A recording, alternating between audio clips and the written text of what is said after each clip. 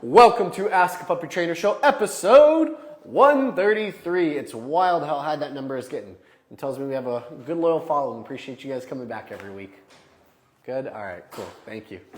All right, so we have actually quite a few questions. I probably have over 50 questions if I were to try to get to all of them, which obviously we don't. Did you introduce the episode? I did introduce the episode, yeah. Thank you, thank you. Anyone who needs to submit questions, feel free to throw them into the chat. You can always give them to us before their Instagram live through Instagram, private or DM, PM, something M.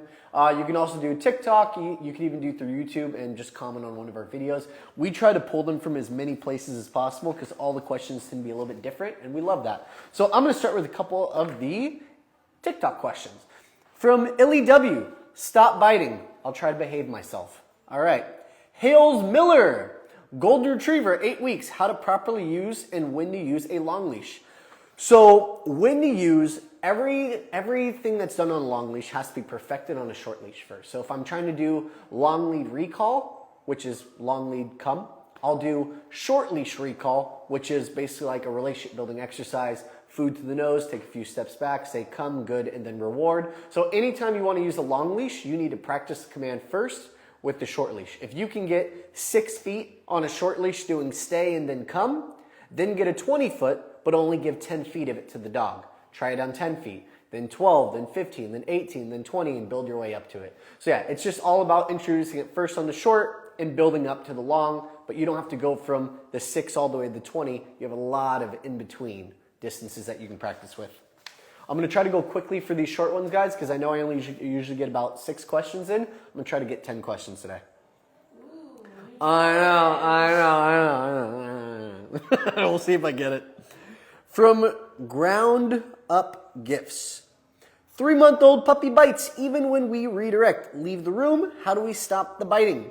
3 month. Wow, that's pretty young. Very likely this could be a relationship issue. I don't know you guys, I don't know your dog, so I can't say definitively if it is one or the other. I would say if you're giving a lot of affection, which is probably significantly more than it should be, you want to cut back on some of that. You're not going to eliminate affection, just to be clear. Do you have hiccups? It's hiccups. You're not going, so distracting. You're not going to eliminate affection, but I want you to think of it as earned affection. So I don't just take a handful of treats and give them to my dog. I take a handful of treats and I say, come, good treat. Sit, good treat. Place, good treat. Down, good treat. You're doing come, sit, good, treat, head pet.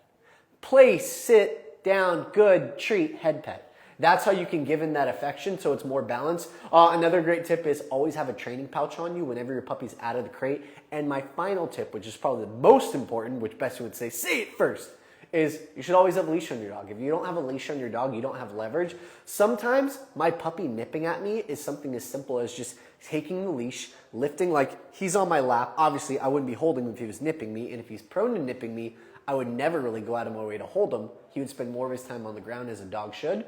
And then when he gets the nippiness going, I'll do a little bit of leash pressure, just a tiny bit on the harness. A little bit of pressure. He kind of wiggles and fusses and struggles and then just gives in. Good. Slack. Food to the nose. Come, place, sit. Good. All of the redirection helps, but it's only when you've worked through the root of the problem, which is the biting. So I know you said you've done the redirection, but you probably got to go one step further. Leaving the room won't help because leaving the room is probably honestly giving him what he wants. It's like he's kind of winning that battle. Because when you walk away, you're not dealing with the problem while it's happening. It's almost like we're putting a Band-Aid on it. The wound will still be there. It'll still be festering. So you want to make sure you deal with it on the spot in the moment, using your leash, using your food redirection. And it's very, very common to have to do leash pressure. Give into the leash pressure, redirect with food. Don't give the food yet though. Otherwise your dog says, oh, bite mom, then sit, then get food. It's bite mom, leash pressure. A little bit of leash pressure. You're not trying to lift them off the ground, just enough to kind of like prevent them from going forward. Give slack when they settle. Redirect food to the nose, guide them to a command, run through a couple sequences a few times, and when you get those whale eyes going from crazy eyes to more tuned in training eyes, that's when you can start giving food. And you're just basically teaching your dog what you wanted instead of the biting. Just a simple redirection. All right. Melissa S. Robbins, almost 12-week-old Australian Shepherd, tries to eat her poop. Leash, preventative. If the dog is off leash, there's nothing you can do about it. You could try coprophagia. You could try a 1/4 teaspoon of pineapple juice. That's for a big size dog. I don't know what you would need for a small size dog. None of it really works. If your dog wants to eat poop, they're going to eat poop. So prevention is how you stop them from eating poop. If they've gotten used to it already, then every time you take the dog out and they go poop, you've already pulled them away when they're done. I've already got a bag on my hand and I'm scooping the poop right after it leaves their body and making sure I can keep them away with the leash. If they're going out there on their own, just kind of pooping whenever they want, wherever they need, we have no control over it. Good luck. We have live TikTok answering questions if you want. Ooh, does it revolve around any of the questions I've answered? Poop? No poop so far. Nope. You let me know when you got some questions going over what we just talked about. Okay, Debbie. My Shih Tzu 4-month-old barks at nothing all day. This is in our living room, not in crate. Pretty common, honestly. A lot of dogs hear things that you guys don't hear. Like we don't hear a majority of things that our dogs hear. So this is also redirection, but a little bit different. This is more about having a leash on your dog, and if they tend to go to certain areas of the house, and like you just notice them sitting there for long periods of time with their head cocked, kind of listening for stuff, those are the areas you want to prevent them from being able to get to. You can go back to a leash as well. What was the age? 4 months? Yeah, 4 months. Your Shih Tzu is just kind of exploring the world, still figuring everything out. If there's certain areas that your Shih Tzu goes to because they can hear better, be preventive. Prevent them from getting to those areas. And then eventually, you can even catch little like head quirks. Head quirks is basically a nonverbal cue they give. So Lance has been doing them this whole time. There's another dog outside working. It's actually one of his buddies he plays with. And every time that he hears that dog's name and come, he's doing this. Kind of twitching his head. That's his way of telling me that if that door were to open, he's going to bolt out and go say hi to that dog. Your dog is probably giving you a listen, listen, listen, head twitch, and then bark, bark, bark. It usually doesn't start without a nonverbal cue. So you could have a long leash on, you could have a short leash. You could be more preventative and prevent him from getting to those areas. You could even be reactive in the sense that your dog does a little head twitch, and then it's puppy come, leash pressure until you can redirect them away from it. Food, come, place, sit, down. So you're changing the brain. You're basically you're uncrossing some wires and creating a new destination for the brain. By redirecting from that, they start learning that when they hear sounds, come check in with mom, jump on place, and possibly even get food for it. So try the redirection. That might help you. All right. Erica McMinn. Doesn't food and H2O the puppy right before going into crate increase chance accidents? All right, I'm going to... Water and food, having it before they go get the crate, increase accidents. Gotcha. Yes, if you have them in there for too long. So how our crate schedule works is basically we finish our free time window. Our dog is already peed the second they come out of the crate. They have a free time window of 30 minutes, usually to an hour and a half, depending on how old they are. Age definitely matters. And then they get their free time. Before they go back in the crate, they get a bowl of water and they get their meal if it's time for that. Can it lead to accidents in the crate? Absolutely it can if you keep them in there for too long. It's more about figuring out their schedule and how long they can hold it, and you want to go just below the maximum capacity that they can hold their bladder. It's what teaches bladder control, impulse control, and also how to get them to hold it longer. Because a lot of people have the goal of, I want to be able to go to work a 4-hour day, come home for lunch, take my puppy out, and then go finish off my lunch, like go finish off my day at work. So that's what we're trying to build dogs up to. 3, 4, 5, 6 hours, even 8 hours for some dogs. I mean, our dogs, both mine and my wife's dogs, hold it for 8 or 9 hours, even though they have multiple opportunities to go potty. They just choose to do it that way. So our goal is to build up the bladder control, which then helps them hold it for longer in the crate without having potty accidents. Any questions relating to it, Ricky?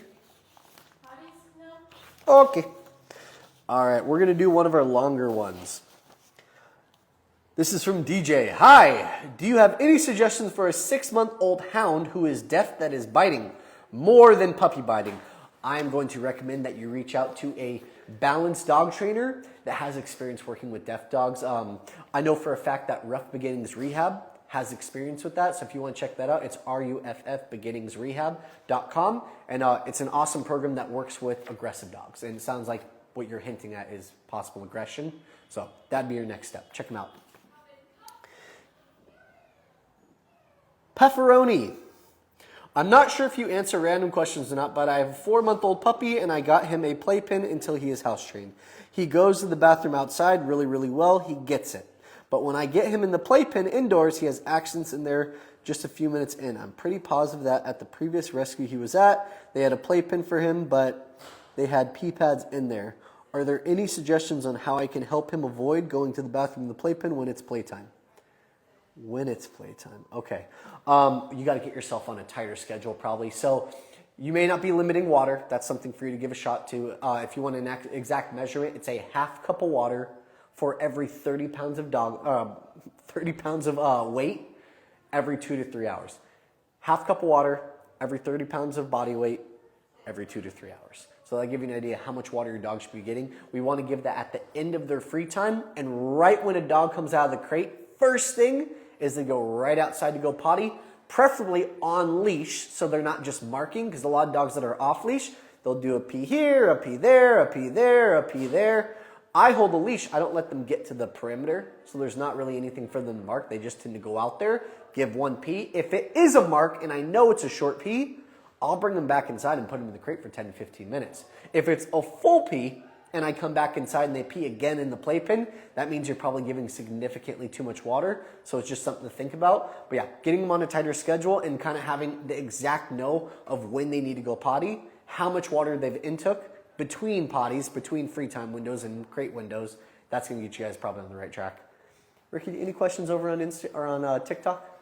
Yeah, forgot about that. No? Give me one. I'll take one. Great. Most recent one. My 6-month-old Papillion puppy was fine in the crate and all of a sudden cries a bunch at night now. Okay, so my 6-month-old puppy used to be fine in the crate, but now cries all night.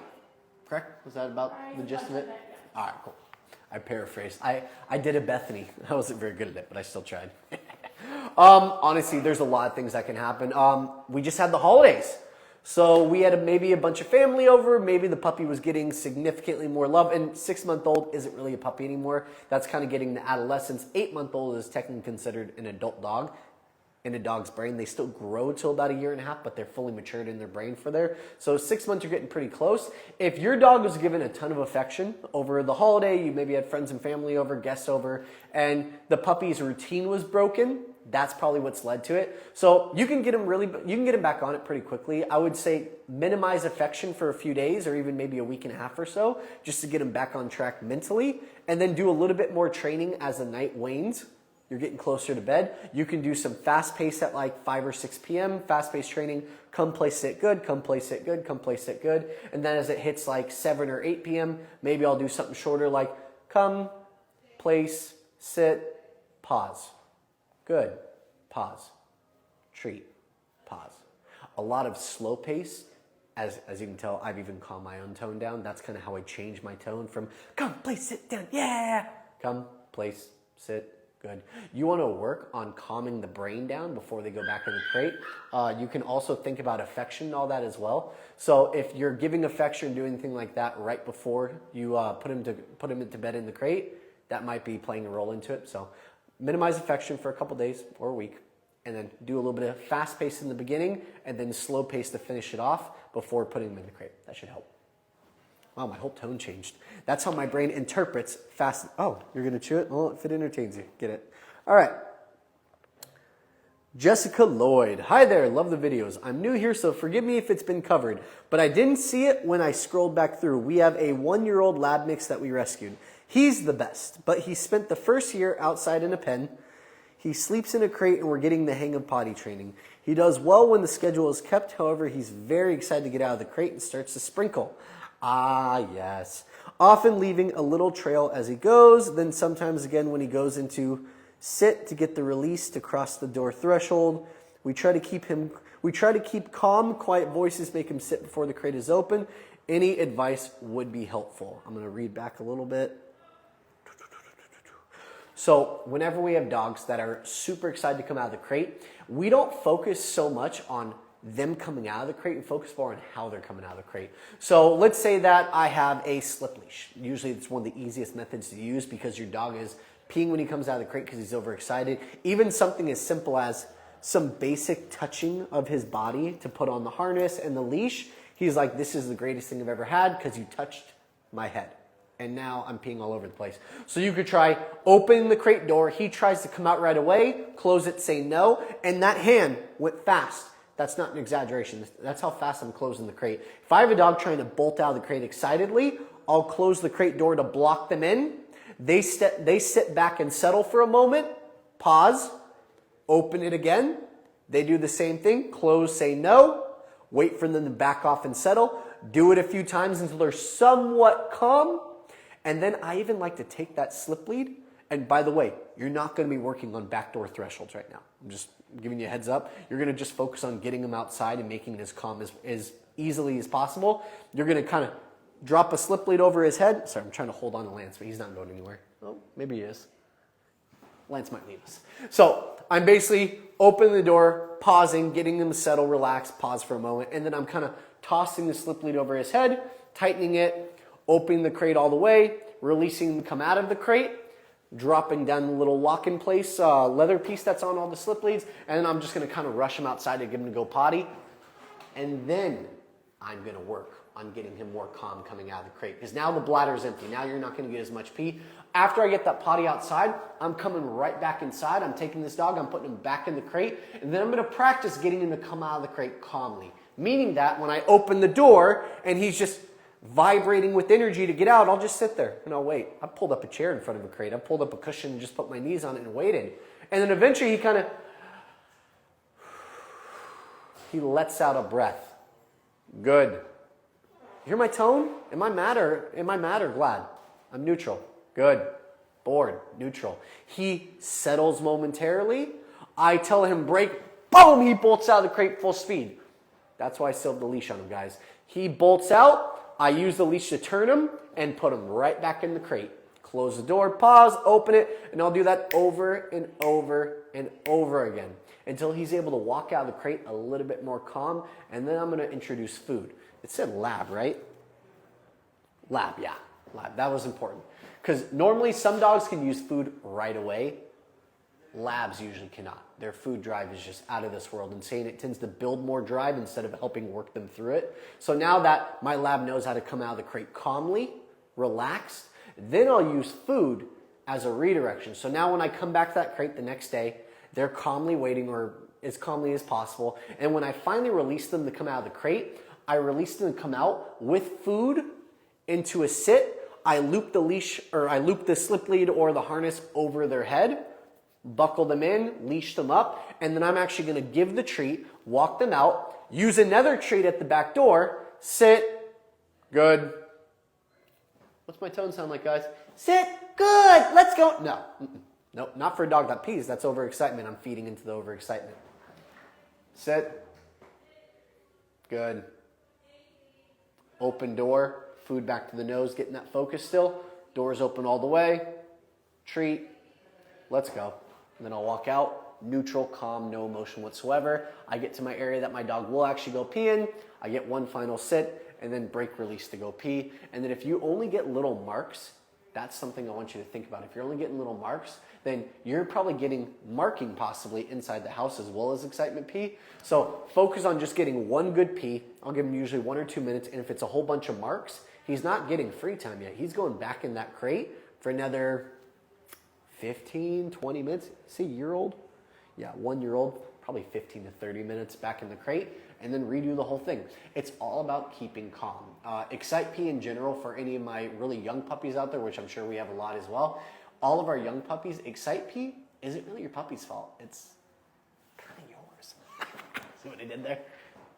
So it's probably yours only in the sense that if you're giving affection when your puppy's already excited and they're doing a little butt drop and having the trickle, then you just got to focus on minimizing affection for a few days and really, really working on when they do the low body, puppy come with food, sit, good treat. You got to change the brainwaves into training mode rather than submissive affection puppy mode. So something to play with.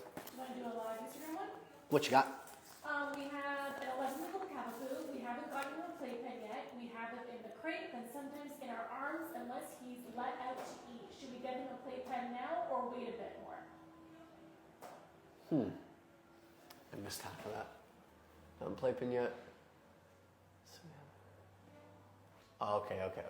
So anytime, I feel like I've been a bit dark today, so I'm gonna try to lighten it up a little bit because I was about to go dark again. So it's more about a balance whenever you bring a dog out of the crate. So if my dog is out of the crate and a majority of his time is spent in my arms with me holding him, it's very likely to create some separation anxiety. So you just got to make sure you have a balance. There's nothing wrong with holding your puppy, guys, like having a little bit of couch cuddle time with them. If you're not getting a ton of biting, a ton of nipping, a ton of jumping, a ton of barking, like you're not getting like the big four, the quad, and then you can get away with a little bit more of that. But think about if your puppy's always in your arms, they're not learning how to be a dog on the ground. So they're not learning how to sit down, stay. They're not learning how to exist around you, learning how to avoid your feet when you guys are walking. They're not learning how to be self-sufficient, independent, being on their dog bed at a distance from you. So yes, I would recommend you guys get a playpen simply because the playpen gives you supervised separation, which is one of the big parts of our free time window, which is about maybe 5 to 10 minutes if you're doing 30 minutes of free time, which is putting them in the playpen, giving them dog bed, 1 or 2 toys, hanging out, relaxing, and then when you're ready to bring them out, that's when they go back to the crate. But when they're in the playpen, I don't really look, talk, or try to touch them. I just let them exist. I'm teaching them to be confident, independent, and have the ability to self-soothe. So then when they go to their crate or doing their crate time, they're able to self-soothe a lot quicker because we've already practiced a little bit inside the playpen. So yes, big recommendation. I would absolutely get a playpen. Bethany's not a huge fan of them for bigger dogs. So any of our bigger dogs, golden retrievers, labs, huskies, any of these big guys, you should just do a tie back, what we call a back tie or a tether, which means that like you have a big piece of furniture, 10, 15 feet away or 5, 10 feet away, you tie their leash to it. They can only get within about 8 feet of you or 6 feet of you, and you still have that distance from them. It helps them learn how to manage their own energy and self-soothe after some time. So definite recommendation. This is from Lauren Grigorski. Hi, I'd love to know if y'all have advice about how young kids, 3-year-old twins, can play with the new puppy. I know I have to train them too, and we will. I'm going to save that for Bethany when she's back next week, because she's going to have a much nicer answer. And not even just nicer, I don't have kids. I don't really work with that many kids. Not in that at that age group. But Bethany's reading books all about it, so she'll give you much better advice. So Lauren, please come back next week. We'll have Bethany answer it for you. Hiakwa. A friend who's a dog trainer told me not to let my puppy cry it out in the crate. What do I do when all she does is cry even after feeding, potty, lots of training time? We completely believe in a different principle. We are totally okay with them crying it out. We also try to focus on things that they do outside the crate as well, because the sad thing is the anxiety and the crying in the crate probably isn't because of the crate. It's probably something that you guys are doing outside of the crate. I think Bethany's reference is nothing lives in a vacuum. So when your puppy's in the crate, if they were just getting affection outside of the crate, they're being held a lot, they're getting a lot of love, we're maybe giving free treats and we're not doing a lot of training, there's not a balance. So I would focus on more controlled walks, food work on the walks. You're trying to do training pretty much at all times. I would eliminate the couch for a bit. I would eliminate the human bed for quite a bit. And then I would always have a training pouch on me and a leash on my dog. So whenever they come out of the crate, we're training right off the bat. Most puppies, what age did it say? Not really sure age. Guys, make sure to give me age and breed. That always helps me give you guys better advice. But I'm going to assume that if the puppy is on leash and we have food, they're gonna wanna work for it. So most puppies can only train for about 8 to 10 minutes if they're under 4 months old. Probably even 4 to 5 months old, 8 to 10, maybe 8 to 15.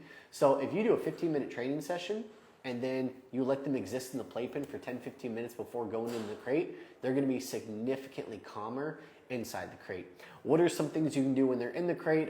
You can do a little tap on the crate to kind of interrupt it. We call it an interrupter or a disagreement. We disagree with the barking in the crate. So we'll walk up, we'll do like a, hey, hey, hey, on the crate, not the dog. Don't hit the dog. Hey, hey, hey, on the crate. Settle down. Puppy stops, barks 2 seconds later. I'm like, yeah, you probably have some separation anxiety. You're gonna have to work through that. If it's severe severe barking, then I'd truly recommend you guys getting a private dog trainer or balanced dog trainer to help come into your home and kind of work with you guys one-on-one to see if there's something more specific and geared towards your dog's anxiety that they could help you with. But yeah, a lot of the times it's nothing that's having to do with the crate. It's all the things that are happening outside the crate, unless you have true crate anxiety. That's different, and no matter what you do outside the crate, it really just comes to what you're doing inside the crate too. So if it's the first one, then you could probably seek out some help and be fine. If it's the second one, you absolutely need to seek out help because you probably have crate anxiety. How do they know if it's severe crate anxiety versus normal? You've tried everything that we've recommended in all of our classes. You've joined the online school. You tried every technique we've given there. You've experienced 3 to 4 hours of barking. You're only doing 2 hours of crate time at a time. You get 2 hours of barking. You let your dog out for 30 minutes. They go back 2 hours of barking. You're getting 98% barking in that crate over anything else. That's probably severe crate anxiety. I would say the worst crate anxiety dogs we've had in the last 2 years is actually Dachshunds, the weenie dogs. They tend to be some of our worst crate anxiety dogs right now. I don't know why. It actually wasn't really that bad before, but yep, that's how it is now. Should you give a puppy a treat when they stop crying in the crate? No, because it's just going to make them start crying again. They're not going to make the connection of not crying and getting the treat. They're going to finally bark until they're like, I'm exhausted. You toss a treat in there, I'm ready to go. And you're probably going to get barking all over again. The treat is going to help them. It's probably going to amp them up again, and you'll probably just get barking again. You're waiting for that moment that they stop, and then you pray to the gods, and you just hope that they stay stopped. And the next time you put them in, every single time you do it, it's going to get a little bit easier. Every single time. I will say, though, for that situation, if you think it really is true crate anxiety, I would eliminate affection for about 2 weeks. And that tends to give you a blank slate to start from, and definitely get a private dog trainer. You're going to need someone to come to your home and work with you because you have a big challenge ahead of you. Do I got one more question? Do I got time for that? Cool. All right. Oh, that's a good one. Maltese, 12-week-old. Thank you so much for the age and the breed. How long should each crated nap / alone time session be when cycling, train, play, rest? Oh, I like it. You've been listening. Honestly, it really just comes to bladder control and how long they can hold their pee for. So at 12 weeks old, I'd be probably trying about an hour in the crate, 30 minutes out of the crate. That's where I think I would start. So hour in the crate, they come out, they get their potty, they get all that. I do 30 minutes of free time, probably 5 to 8 minutes of training, maybe 10 minutes if you manage it. Another 5 to 10 minutes of walk and play, 5 minutes walk, 5 minutes of play, just to manage some of that bigger energy. And then 10 minutes of supervised separation to calm them down before going back in the crate, then rinse and repeat. This is how I know almost every single time if my puppy can hold their bladder for longer. When I bring them out of the crate, I take them out in their pod and they just kind of sit there staring at me. No idea why they're out there. That means they don't have to go potty. Try to put them in the crate for another 10 to 15 minutes. Take them out, they still don't go potty. 10 to 15 minutes, still don't go potty. Now you've done an hour and a half of hold time in the crate. Next time you should try the hour and a half of hold time in the crate. Take them out after an hour and a half and they might go for you right away. That means your puppy's current hold time is about an hour and a half of hold, potty, and crate. Okay, is that all I got? I got more? She gave me the smile. I'm going more. People need a lot of help. Please tell them about our free masterclass, link in bio, and our online school. We can get to their questions. I like it. So guys, I had a few people ask me about our crate masterclass. We do have a crate masterclass that's on our online program. So we did kind of like a promo where if you signed up for the online, you got a bonus free crate class. And we have the recording of that on side of our online school. So anyone that wants to review the crash crate training course, that's a tongue twister. That was messed up, Brady. That was a tongue twister. Crash course crate training something. You know what I'm trying to say. Then yeah, that's all in the online school. And we always have different things that we're putting up there. We always have a free 1 hour, a full 1 hour private that we do every Wednesday at 4 p.m. And we tend to have anywhere between 8 to 10 people usually for that. And then we cycle them all throughout the week. So let us know if you guys are interested in that, and we'd love to have you. Perfect. Okay, start with a free masterclass, link in bio. Free masterclass, link in bio. Perfect. All right, guys. Thanks for joining. Have a wonderful day. And now awkward smile time. Let's see if we can get Kimberly to turn him off.